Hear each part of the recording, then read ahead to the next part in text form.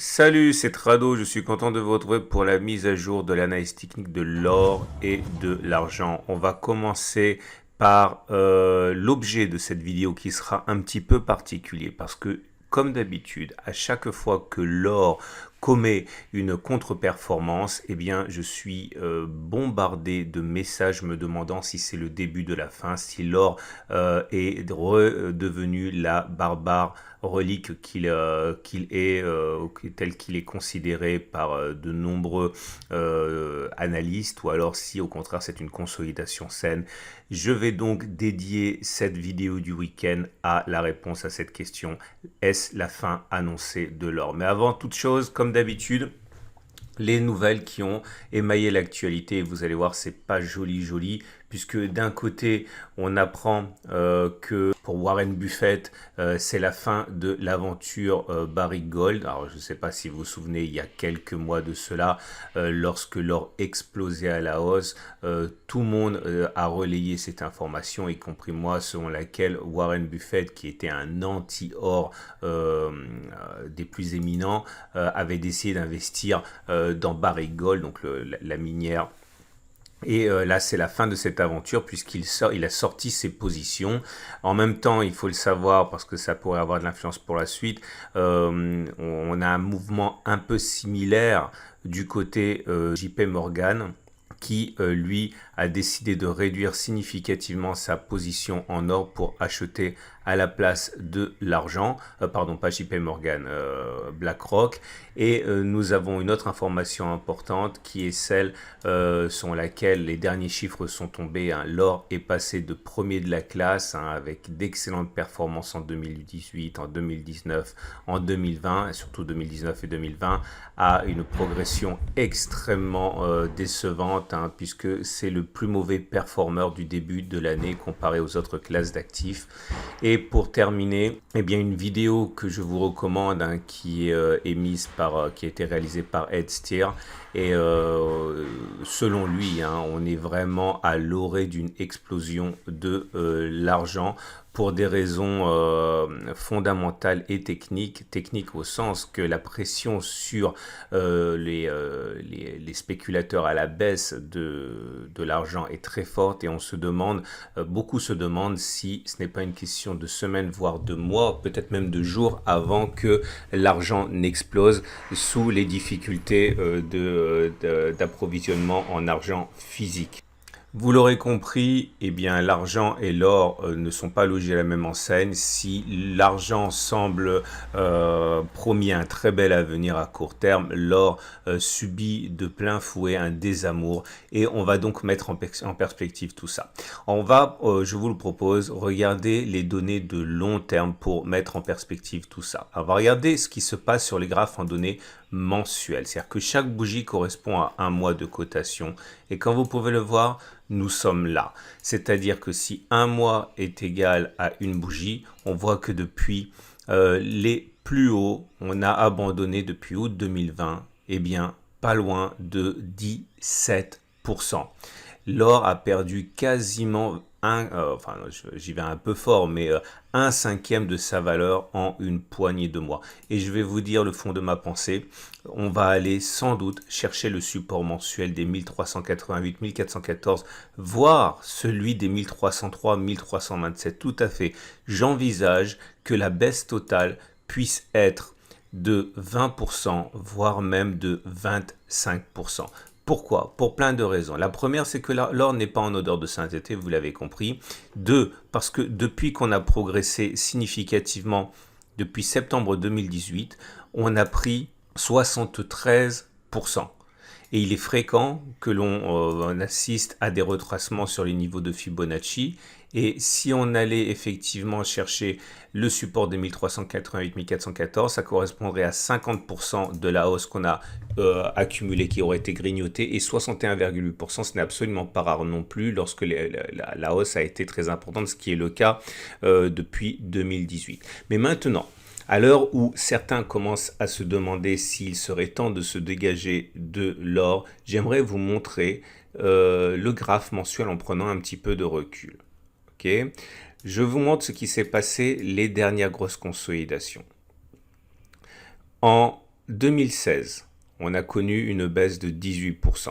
Je vous rappelle que pour l'instant, on en est à 16%, à peu près, même pas 17, 16%. Donc, on a connu 18% de baisse avant l'impulsion qui a donné les plus hauts que l'on connaît. En 2015, on a perdu 18,5%. En 2013, on a perdu 38%. En 2009, on a perdu 19%. En 2008, 20%. En 2006, 20%. Si vous savez lire entre les lignes, et regardez ce qui s'est passé à chaque fois. C'était des consolidations avant finalement de connaître des plus hauts. Alors, à la question, est-ce que la baisse actuellement de 17% laisse présager des lendemains et des surlendemains qui déchantent, vous comprendrez que non, je ne peux absolument pas le dire. Je pense même le contraire. Surtout que si on allait chercher les 61,8% de Fibonacci, à savoir les 1327, on serait toujours au-dessus de la moyenne mobile à 50 mois qui monte. Donc la tendance de fond resterait haussière. Donc au moment où certains sentent la fébrilité les gagner, il faut vraiment comprendre que ceux qui pensent que l'or est un investissement de conviction doivent impérativement considérer ces consolidations comme des chances d'investir à vil prix.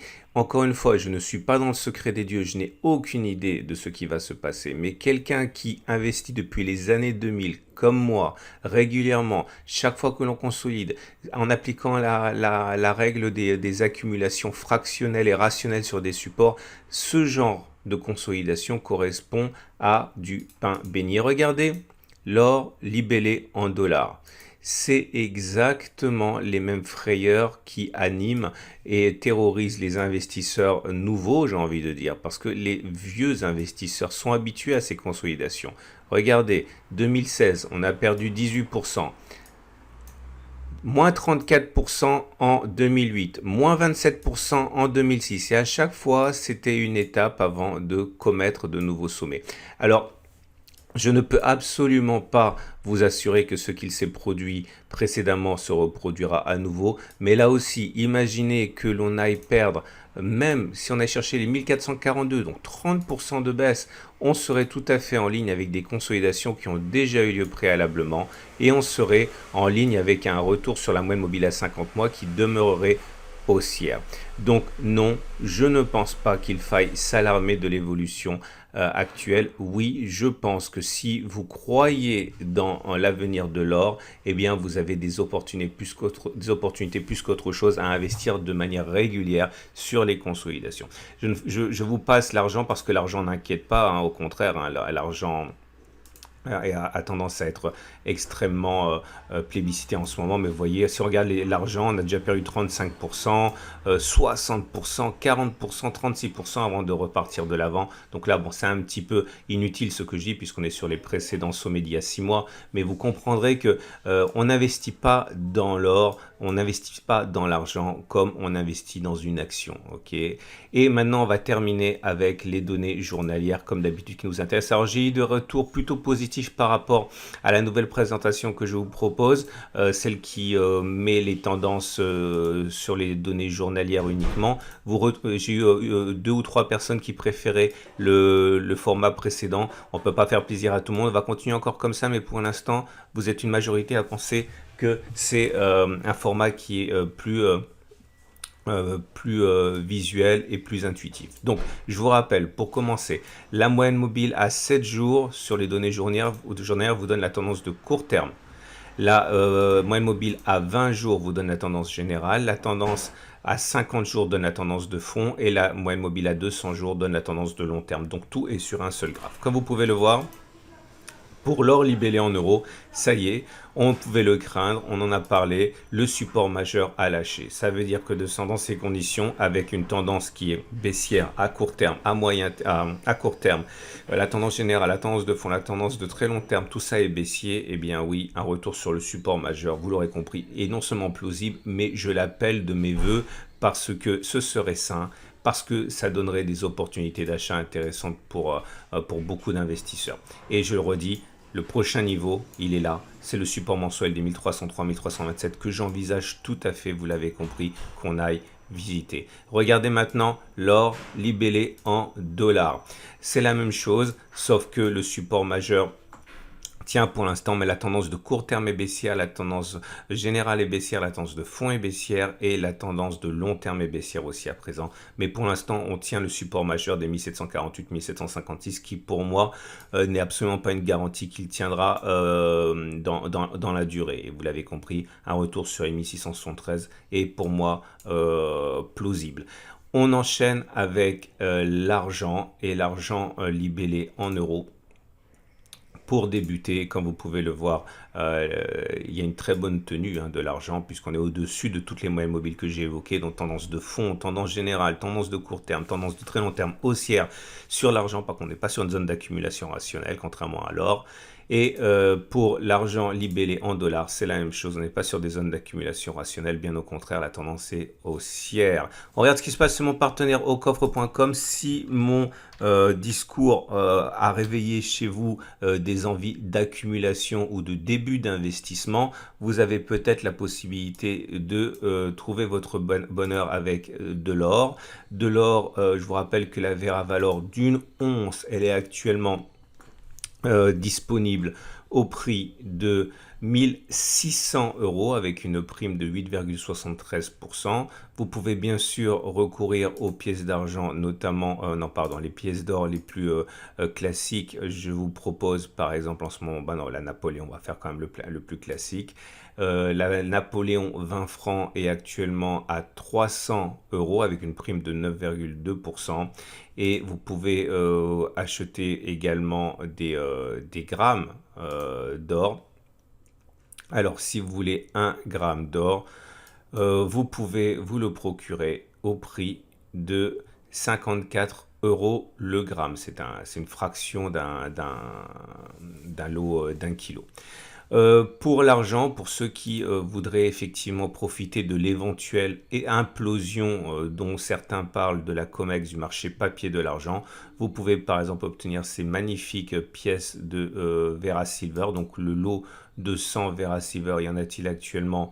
Eh bien oui, il y a 3140 €. Voilà, j'espère que j'ai rasséréné les plus inquiets. Je ne suis pas diseur de bonne aventure, je ne connais pas l'avenir, mais laissez-moi vous dire que depuis ma carrière d'investisseur en or et en argent, des consolidations comme celles que l'on voit actuellement sont légion et n'ont jamais suffi à elles-mêmes, de par leur ampleur, à mettre fin à l'ascension de l'or et de l'argent. Je vous souhaite une excellente journée et je vous dis à mercredi pour la mise à jour.